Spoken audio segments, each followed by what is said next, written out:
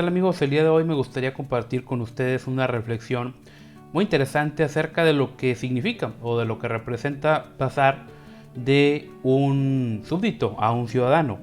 Porque cuando hablamos de república, democracia, supremacía de la ley, etc., creo yo que es importante hacer énfasis a este suceso que ocurrió allá en la Inglaterra del Renacimiento, acerca de la resistencia del Parlamento de raíces puritanas contra el déspota monarca Carlos I, quien, ojo, terminaría siendo decapitado, y de hecho suceso le daría la victoria a Cromwell y los parlamentarios de la Guerra Civil, que culminó en el año de 1649.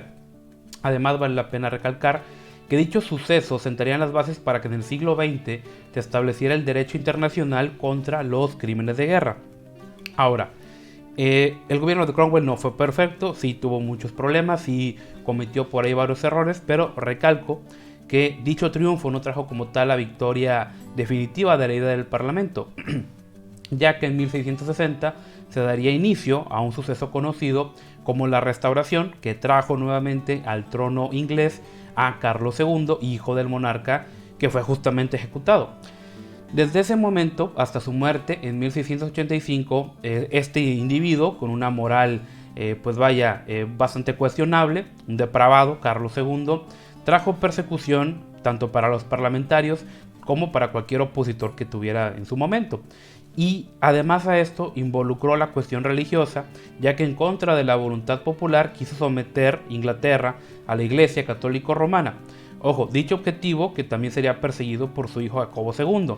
Esto lo hacía no porque fueran personas preocupadas en asuntos de fe, sino que fue una estrategia para conseguir el visto bueno de las monarquías católicas del continente, así como para dividir a la población y hacerlos pelear por cuestiones religiosas entre ellos, en vez de poner atención a los excesos del mismo monarca. Jacobo II desplazó al obispo de Londres, eliminó a profesores protestantes del Magdalen College de Oxford, los sustituyó por católicos, pero no solamente católicos, sino que eran gente que estaba aliada a sus fines, además de crear un ejército permanente, y colocó en las posiciones de mando a católicos, mientras que purgó de protestantes al ejército inglés en Irlanda. Repito, todo esto para provocar crisis, para provocar problemas entre católicos y protestantes, cuando realmente el problema era él, no en sí una cuestión de fe. Añadido a que intentó crear un partido monárquico que neutralizara, ojo, a los dos bandos, a conservadores como liberales, e incluso ordenó la detención de William Sancroft, el arzobispo de Canterbury, y otros 6 obispos. Dicha acción despótica del monarca, pues hay que recalcar que fue anulada por los tribunales, y los 7 obispos fueron declarados inocentes en medio de la aclamación del pueblo. La tensión llegó a niveles extremos cuando Jacobo II tuvo un hijo que previsiblemente terminaría los despóticos proyectos del monarca, ya que la esperanza de los parlamentarios era que reinara la hija del rey, María, quien era una persona mucho más moderada, prudente, además de ser partidaria de la libertad religiosa. Esto provocó que conservadores y liberales se unieran ante lo que podría convertirse en una verdadera crisis nacional. Pequeño paréntesis, creo yo que este ejemplo de la unión entre conservadores y liberales tiene que marcar un poquito más, o tiene que concientizarnos un poquito más acerca de las cuestiones que estamos viviendo. Es decir, estamos enfrentando un gobierno de tintes despóticos, medio totalitario. Pues creo yo que vale la pena empezar a hacer puentes, ¿verdad?, entre conservadores y liberales, y ver cómo sí podríamos lograr algo en conjunto. Volviendo al tema, en 1688 María y su esposo, el estatúder holandés Guillermo de Orange, y el parlamento iniciaron una revolución que pasaría a la historia con el sobrenombre de Gloriosa, ya que todo ocurrió sin derramar una sola gota de sangre. Guillermo fue aclamado cuando la población vio que su lema del estandarte era "Mantendré las libertades de Inglaterra y la religión protestante", repito, haciendo referencia a la libertad religiosa. Incluso la princesa Ana, hija de Jacobo II, se pasó al bando de Guillermo. Jacobo II hubiera podido aceptar la ayuda del déspota Luis XIV, el monarca de Francia, pero entendió que no podría ganar dicha guerra civil. Fue capturado mientras intentaba huir del país, y a pesar de que trató de mantenerse en el trono, pues lamentablemente para él, obviamente, ya no existía tal posibilidad. Después trató de volver apoyándose en la población católica de Irlanda, pero pues esta tampoco le creyó mucho. Después sería derrotado y en 1691 pues se dio por consolidada o por consumada la victoria del parlamentarismo. Dicho suceso tuvo una importancia grandiosa en la historia de la democracia y la libertad, ya que nació la Declaración de Derechos que eliminó la posibilidad de una monarquía absoluta que se casara con los poderes religiosos. Además, ahora el Parlamento limitaba el poder del monarca, impidiendo que éste arbitrariamente pudiera suspender leyes, establecer impuestos, mantener un ejército permanente, principalmente en tiempo de paz, entre otras cosas más. Así fue que desde 1689 el régimen inglés sería una monarquía parlamentaria en la que el Parlamento justamente aumentó su poder en paralelo a la pérdida del mismo por el rey. Todo esto fue gracias a la influencia puritana que sentó las bases de un sistema parlamentario, aunque el mayor logro no se vería en tierras inglesas, sino al otro lado del Atlántico, ya que en 1776 los colonos de lo que hoy sería Estados Unidos se rebelaron en contra de la monarquía inglesa, declarándose independientes. Muchos se lo quieren atribuir a la corriente de la Ilustración europea, o sea, un tipo teísta, un tipo corte humanista, pero realmente no es así, ya que dicha revolución pues no hubiera tenido un desenlace positivo de no ser porque su población tenía raíces profundas puritanas y una cosmovisión de libertad y virtud. Añado que la base de la Revolución Americana no fue la Ilustración, cuya visión pues era medio despótica y oligárquica del poder político. Por ejemplo, tenemos al filósofo alemán Kant, Immanuel Kant, que él consideraba que el príncipe ilustrado era aquel que permitía la libertad religiosa, algo importante para los padres fundadores, pero no suficiente. Otro caso fue el de Voltaire, que aspiró a que reyes como Federico II de Prusia o Catalina la Grande de Rusia se dejaran inspirar por ellos, pero no a que renunciaran a una parte de su poder para entregárselo al pueblo. Es decir, la corriente ilustrada decía así, ok, tengamos intelectuales que influencian a los reyes, a los gobernantes, pero ni hablar de quitarle poder al rey. En cambio, los padres fundadores entendieron de que sí había que quitarle poder al rey. ¿O qué mejor? ¿Y si no tenemos un rey? Bueno, podemos ver que este despotismo ilustrado, pues a pesar de compartir ciertas metas con la cosmovisión puritana, pues la visión de los patriotas americanos fue mucho más allá. Y debemos recalcar que cualquier sistema de gobierno se verá reflejado en el pueblo. El gobierno es solo la punta del iceberg de muchos elementos que conforman la civilización. Es por eso que en los Estados Unidos, donde la mayoría de su población compartía pues una cosmovisión puritana, no fue en este caso la excepción. Es como todo, ¿verdad? El gobierno siempre tiene mucho que ver con el pueblo. Y pues recordemos que los puritanos huyeron en su momento de Inglaterra buscando un lugar donde pudieran libremente ejercer su religión.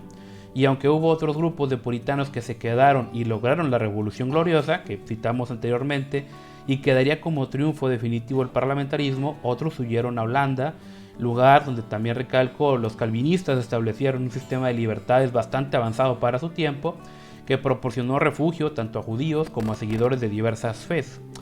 Y pues aquellos que llegaron a Inglaterra a bordo del Mayflower eran otro grupo de puritanos que, más allá de la ya conocida festividad del pavo de Acción de Gracias, uno de ellos fue John Endicott, primer gobernador de Massachusetts,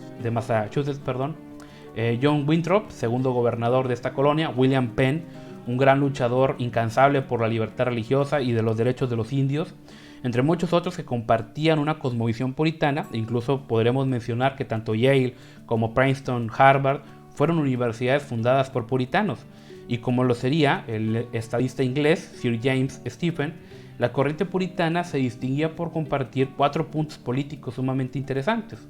Primero, la voluntad popular era una fuente legítima de poder de los gobernantes. Número 2, el poder podía ser delegado en representantes mediante un sistema electivo. Número 3, el sistema eclesial, clérigos y laicos debían disfrutar de una autoridad igual, aunque coordinada. Y número 4, entre la Iglesia y el Estado no debería existir ninguna alianza y mutua dependencia. Muy importante este punto. Y estos principios actualmente son generalmente aceptados en Occidente, pero hay que entender que para el siglo XVI eran algo sumamente fuera de algo ya muy revolucionario. Es por eso que la Declaración de Independencia, al leerla, incluso hoy, después de casi 300 años, sigue conmoviendo y despertando ese antiguo anhelo ideal de la libertad, que pues en su momento logró consolidar la república más exitosa de la historia de la humanidad.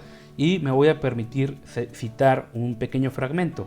Dice así: sostenemos que estas verdades son autoevidentes, que todos los hombres son creados iguales, que son dotados por su creador de ciertos derechos inalienables, que entre estos están la vida, la libertad y la búsqueda de la felicidad, que para asegurar estos derechos los gobiernos son instituidos entre los hombres, derivando sus justos poderes del consentimiento de los gobernados, que cuando cualquier forma de gobierno se convierte en destructiva de estas finalidades, es el derecho del pueblo a alterarla o abolirla e instituir un nuevo gobierno, colocando su fundamento sobre tales principios y organizando sus poderes de tal forma como le parecerá más probable efectuar su seguridad y felicidad.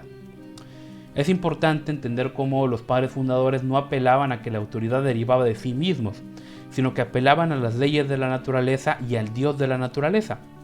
Eso significa que ellos creían que existía una naturaleza humana y que dicha naturaleza procedía del mismo Dios, y en su momento quien estaba quebrantando dichas leyes no eran ellos, sino el rey inglés, por lo que la causa de la independencia era una causa legal y notable, no nacida de la voluntad humana, sino del respeto hacia las leyes que derivaban del mismo Dios. Como podemos ver, esta cosmovisión era ajena a la Ilustración, pero que iba acorde con la visión puritana, ya que los derechos de los ciudadanos no son fruto del capricho de los hombres, sino que emanan del mismo Dios y pues están por encima de cualquier otra consideración. Como podemos observar, dicha visión de los derechos del ser humano formaban parte de una verdad mucho más elevada que no correspondía al corazón humano, sino que eran evidentes por sí mismos, ya que ninguna entidad humana puede garantizarle la felicidad a nadie. Es por eso que en Occidente prevaleció el ideal que somos ciudadanos, ya no más súbditos. No estamos a merced de ningún monarca o institución, sino que es el poder quien debe darle cuentas a sus gobernados, siendo una sola entidad que está para garantizar los derechos naturales que nadie puede abolir. O sea, es decir, yo soy libre. El gobierno no me puede dar libertad, el gobierno está nada más para salvaguardar ese derecho que yo naturalmente tengo. Y hay derechos inalienables, está el derecho de la libertad, obviamente la vida, y la búsqueda de la felicidad, que se entiende como la propiedad privada. Esos derechos nadie me los puede quitar, y en el momento en que un gobierno me trate de quitar algunos de estos tres derechos, pues ahora sí que yo justamente como ciudadano puedo abolirlo.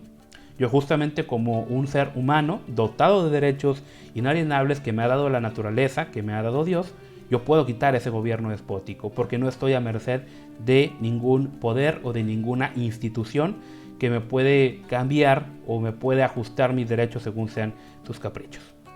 Muy bien, amigos, aquí va esta reflexión de súbditos a ciudadanos. Por ahí coméntenme qué les parece, si les gusta, si hay algún tema que quieran profundizar. No olviden también seguirnos en el resto de nuestras redes sociales. Aquí también les anexo mi canal teológico para que les gusten los temas relacionados a esto. Y como siempre, yo les digo que el socialismo no funciona y a los hechos no les importan tus sentimientos. Hasta la próxima.